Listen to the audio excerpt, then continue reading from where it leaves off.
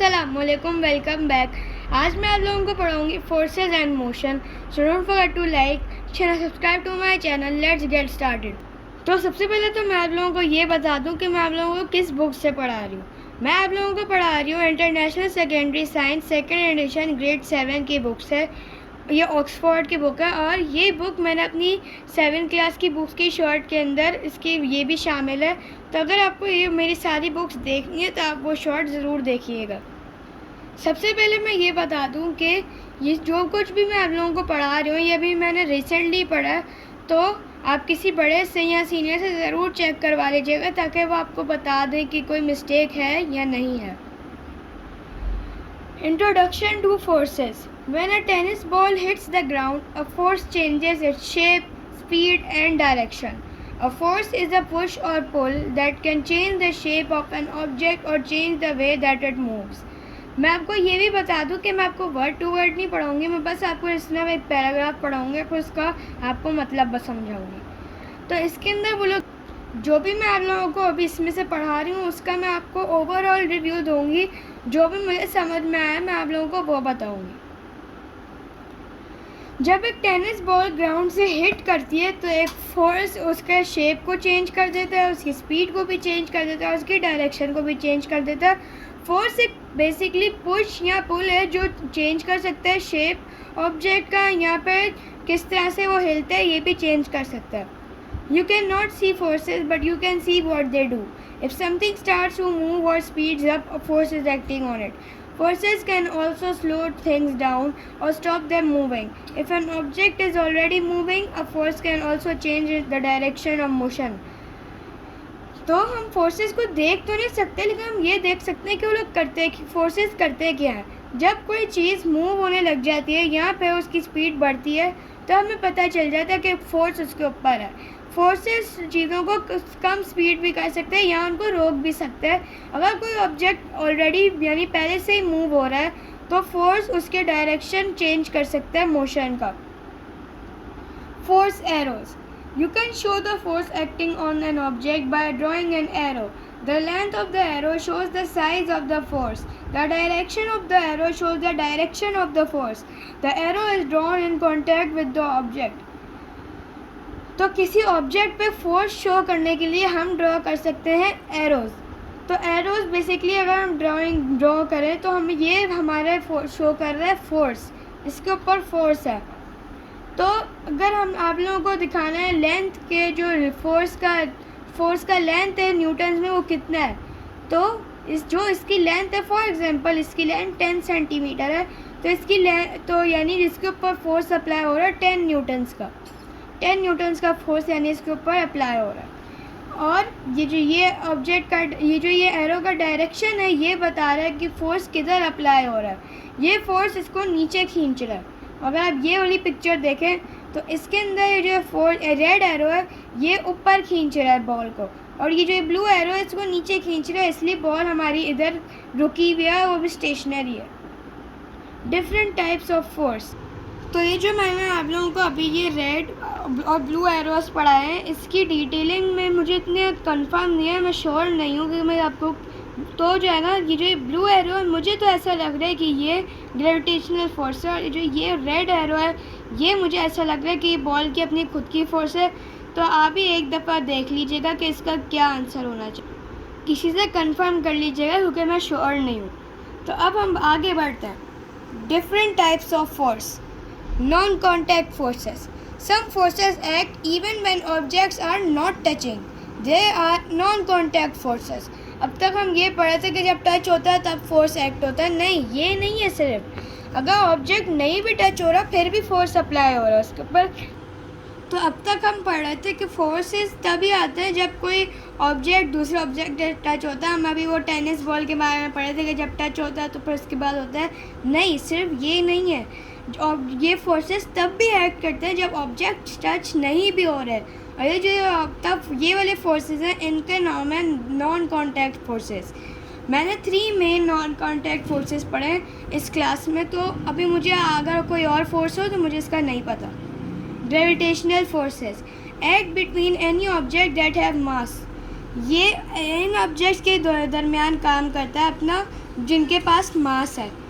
On Earth, this force is called the object's weight. This force acts towards the center of the Earth. It always pulls you down wherever you are on the Earth. The force of gravity attracts you to the Earth. It also attracts the Earth to you. तो इसके अंदर वो लोग ये बता रहे हैं कि अर्थ पे इसको कहते हैं ऑब्जेक्ट का वेट, यानी ऑब्जेक्ट का वेट इसके ऊपर डिपेंड करता है. और जो फोर्स हमें अर्थ के सेंटर में खींच रहा है वो ये वाला फोर्स है. ये फोर्स हमें जिस तरह अर्थ पे खींच रहा है ताकि हम फ्लोट ना करें. अगर आप स्पेस में चले जाए, स्पेस में हमारे पास ग्रेविटी नहीं है, तो जो एस्ट्रोनॉट्स जाते हैं वो फ्लोट करने लग जाते हैं, वो एक ही जगह पे नहीं स्टिल रह सकते. हम इसलिए स्टिल हैं, इस ग्रेविटेशनल फोर्स की वजह से हम स्टिल हैं अभी ज़मीन पर. ये जो ये ग्रेविटेशनल फोर्स है ये हमें अर्थ की तरफ पुल करता है, या अर्थ को हमारी तरफ भी पुल करता है. ये एक फैक्ट है. अब हम आ जाते हैं इलेक्ट्रोस्टैटिक फोर्स पर. Act between objects that are electrically charge. ये इलेक्ट्रोस्टैटिक फोर्स तब अकर करता है जब ऐसे ऑब्जेक्ट्स के दरमियान ये आता है जो इलेक्ट्रिकली चार्ज है. यानी अगर हम उनके प्रोटॉन्स और न्यूट्रॉन्स को अगर हम थोड़ा सा मिक्स कर दें, और तो फिर नेगेटिवली चार्ज और पॉजिटिवली चार्ज हो जाएंगे, तो ये फोर्सेस उन ऑब्जेक्ट्स के दरमियान होता है. For example, rubbing plastic objects can charge them with static electricity. Once charged, they can attract or repel other charged objects. For example, अगर आप कोई प्लास्टिक ऑब्जेक्ट को रब करें और फिर उसको जो है ना आप चार्ज कर सकते हैं स्टैटिक इलेक्ट्रिसिटी के साथ. जब ये प्लास्टिक ऑब्जेक्ट चार्ज हो सकते हैं तो ये अट्रैक्ट भी कर सकते हैं, यानी अपनी तरफ खींच सकते हैं, और रिपेल भी कर सकते हैं, यानी अपने से दूर कर सकते हैं दूसरे चार्ज ऑब्जेक्ट्स को. अब हम आ जाते हैं मैग्नेटिक फोर्सेस के ऊपर. Act between magnets and magnetic material such as iron, steel और निकल. ये मैग्नेट्स के दरमियान काम करते हैं, जिस तरह आयरन, स्टील और निकल. ये इसके अंदर बेसिकली एक मैग्नेट की ज़रूरत है. अब हम आ जाते हैं कॉन्टैक्ट फोर्सेस पर. तो अब मैं आप लोगों को पढ़ाऊँगी contact forces. Some forces called contact forces only act when objects are in contact or touching. कुछ फोर्सेस ऐसे होते हैं उनका नाम कॉन्टैक्ट फोर्सेस होते हैं. ये तभी एक्ट करते हैं जब ऑब्जेक्ट्स एक दूसरे से टच कर रहे हो. सबसे पहला है फ्रिक्शन. ये मैंने पढ़े और हो तो मुझे नहीं पता उनके बारे में. Friction acts when solid surfaces are in contact. The force of friction acts to stop objects moving. ये जब तब होता है जब सॉलिड सरफेसेस एक दूसरे से कांटेक्ट में, जिस तरह मेरा हाथ और ये बुक, ये बुक भी सॉलिड है, मेरा हाथ भी सॉलिड है, तो अगर मैं इससे टाइप ऑफ रब करूँ तो मेरा हाथ गर्म होगा. ये फ्रिक्शन की वजह से हो रहा है.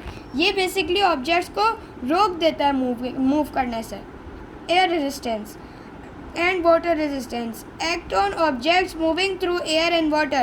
They are types of drags. The moving object collides with the particles in the air or the water and the collision slow it down. तो ये बेसिकली मूविंग ऑब्जेक्ट्स पर एक्ट करता है स्टॉप करने के लिए, मूविंग ऑब्जेक्ट को friction भी स्टॉप करने के लिए, और ये एयर रेजिस्टेंस और वाटर रेजिस्टेंस भी स्टॉप करने के लिए. एयर रेजिस्टेंस तब यूज़ होती है जब कोई चीज़ हवा में है, यानी एरोप्लेन की तरह कोई व्हीकल वगैरह, और वाटर रेजिस्टेंस तब होती है जब हम जिस तरह कोई बोट में सवारी कर रहे हैं, तो बोट ये पानी में होता है, और ये बेसिकली आप समझ लें रोड पे होता है गाड़ी के साथ. तो ये कैसे होता है एयर रेजिस्टेंस. एयर रेजिस्टेंस ऐसे होता है कि जो मूविंग ऑब्जेक्ट है ना वो एयर के पार्टिकल्स से या वाटर के पार्टिकल्स से टकराते हैं, और फिर उसके बाद ये जो पार्टिकल्स हैं यही तो उसको रोकते हैं, गाड़ी को, ये एरोप्लेन और बोट को रोकते हैं. थ्रस्ट पुशेस अ कार और प्लेन फॉरवर्ड्स. ये बेसिकली ये अपोजिट है एयर रेजिस्टेंस और वाटर रेजिस्टेंस का. ये एरोप्लेन या गाड़ी को आगे करता है. Upthrust is the upward force on any object that is in contact with the fluid. It is the force pushing up on any floating object.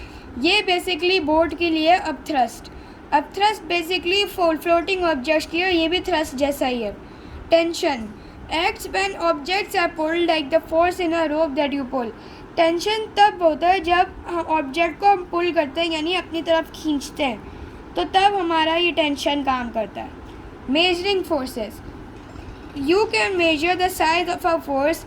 A device for measuring forces is called a force meter. Such as a spring balance, forces are measured in units called newtons. The Newton is the SI unit for measuring the strength of a force.